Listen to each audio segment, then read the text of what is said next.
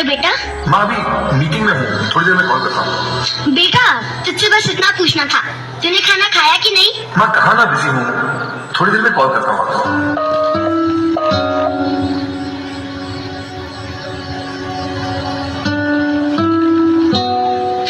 तो क्या कहा आपके होनहार लड़के ने?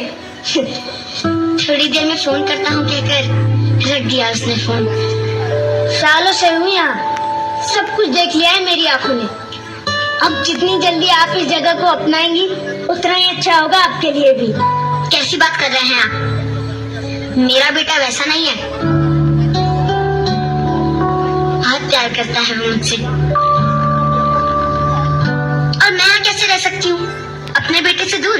बिल्कुल नहीं। वैसे ये जगह उतनी भी बुरी नहीं है, शांति है, सुकून है, समय पे खाना मिल जाता है, कुछ दोस्त बन जाते हैं, और क्या चाहिए? मैं तो कहता हूँ बस आप भजन कीर्तन में अपना दिल लगाइए। देखिए मुझे कहना तो नहीं चाहिए, लेकिन मैं कह रही हूँ कि आप मुझसे जलते हैं, क्योंकि मेरा बेटा तो मुझे लेने आ जाएगा और आपको कोई पूछता तक नहीं है। हाँ हेलो बेटा। माँ अभी थोड़ी देर में कॉल करता हूँ।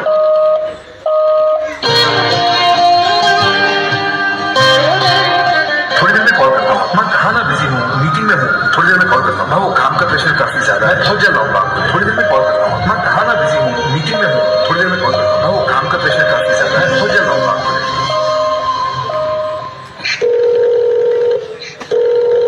अरे रहने दीजिए शारदा जी, नहीं उठाएगा।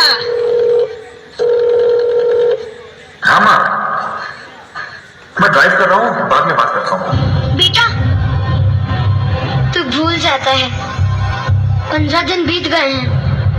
आता हूँ माँ, बस थोड़ी सी चीजें सेटल कर लूँ फिर आता हूँ।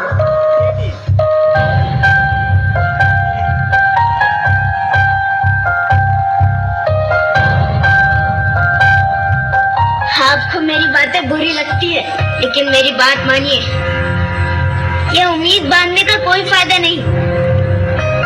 जो हो रहा है उसे बर्दाश्त कर लीजिए, यही हमारा नसीब है। नसीब आपका बुरा होगा, देख लीजिएगा, मेरा बेटा मुझे लेने आएगा और फिर मैं आपको बताऊंगी। मुझे तो बस इस बात की टेंशन है कि मेरे बिना रह कैसे पा रहा होगा।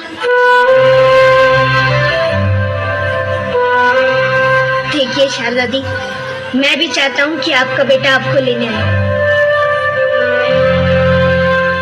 लेकिन मैं जानता हूँ इस वृद्धाश्रम में जो एक बार आ गया वो इतनी आसानी से नहीं जाता।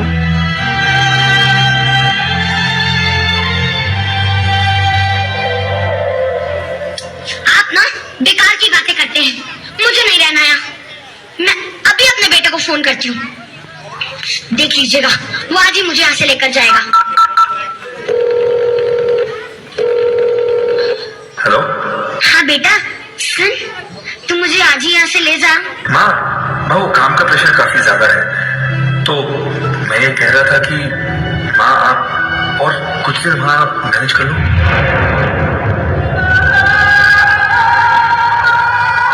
मैं बहुत जल्द आऊंगा आपके लिए, ठीक है माँ?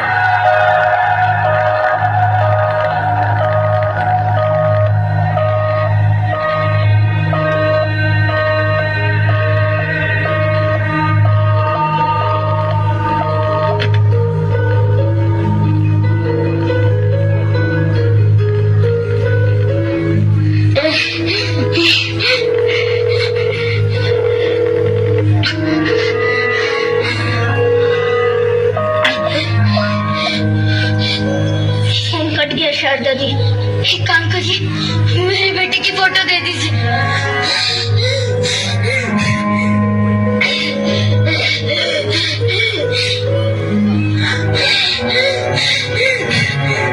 एक और बैट लग गई है।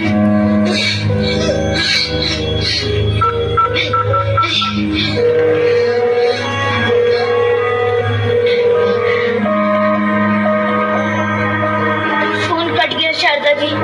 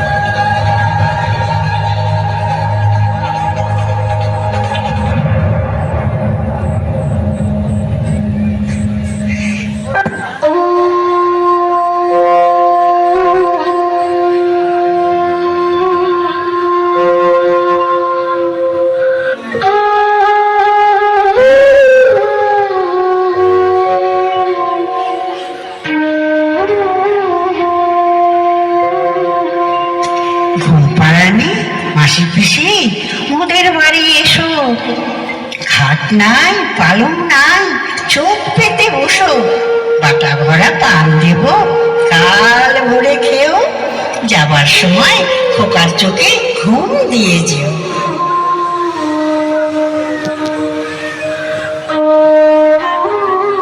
এভাবেই মায়ের ছোঁয়ায়, মায়ের ভালোবাসায়, মায়ের কোলে ঘুমিয়ে পড়ে শিশু। জেগে থাকে মা, জেগে থাকে মায়ের স্নেহ, জেগে থাকে ঘুম পাড়ানি গান।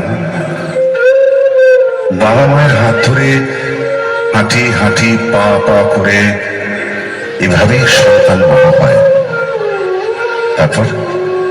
তারপর একদিন সেই সন্তান নিজের পায়ে দাঁড়ায়, জীবন জীবিকা তাদের নিয়ে যায় বাবা মায়ের থেকে অনেক দূরে। বৃদ্ধ বাবা মাকে ঘিরে থাকে শূন্যতা আর একাকিত্ব। বাবা মায়ের ঠিকানা হয় বৃদ্ধাশ্রম।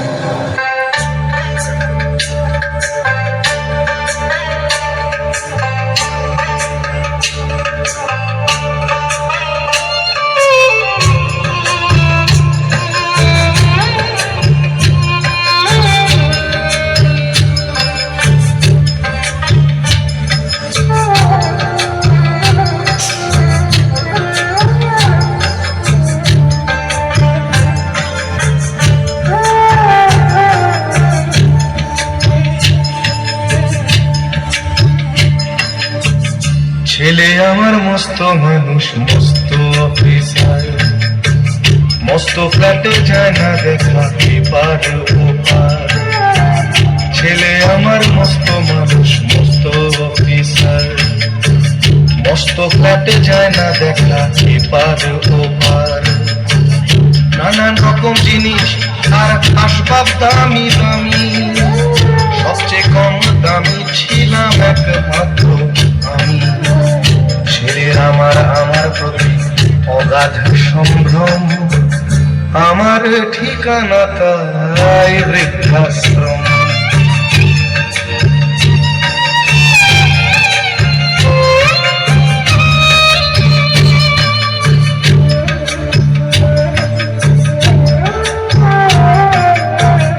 আমার ব্যবহারের সেই আলমারি আনায় না, ওসব নাকি বেশ পুরনো ফ্ল্যাটে রাখা যায় না। আমার ব্যবহারের সেই আলমারি আনায় না, ওসব নাকি বেশ পুরনো ফ্ল্যাটে রাখা যায় না। ওর বাবার ছবি ঘড়ি ছড়ি বিদে হলো তাড়াতাড়ি, ছেড়ে দিল কাকে খেলো পোষা বুড়ো ময়না। স্বামী স্ত্রী আর অ্যালসেশিয়ান জায়গা বড়ই কম, আমার ঠিকানা তাই বৃদ্ধাশ্রম।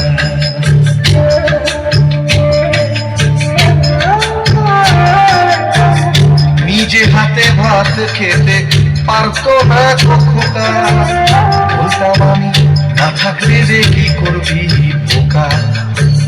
ঠোঁট ফুলিয়ে কাঁদতো খোকা আমার কথা শুনে, খোকা বোধহয় আর কাঁদে না নেই বুঝিয়া।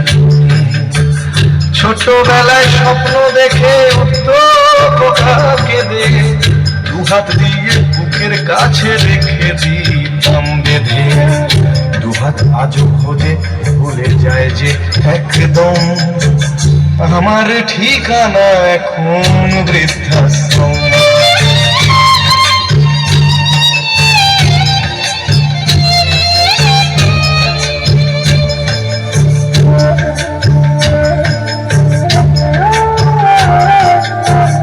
খোকারও হয়েছে ছেলে 2 বছর হলো, আর তো মাত্র বছর 25 ঠাকুর মুখ চলো। 100 বছর বাঁচতে চাই এখন আমার 60, 25 বছর পরে খোকার হবে 59। আশ্রমের এই ঘরটা ছোট, জায়গা অনেক বেশি, খোকা আমি দুজনেতে থাকবো পাশাপাশি।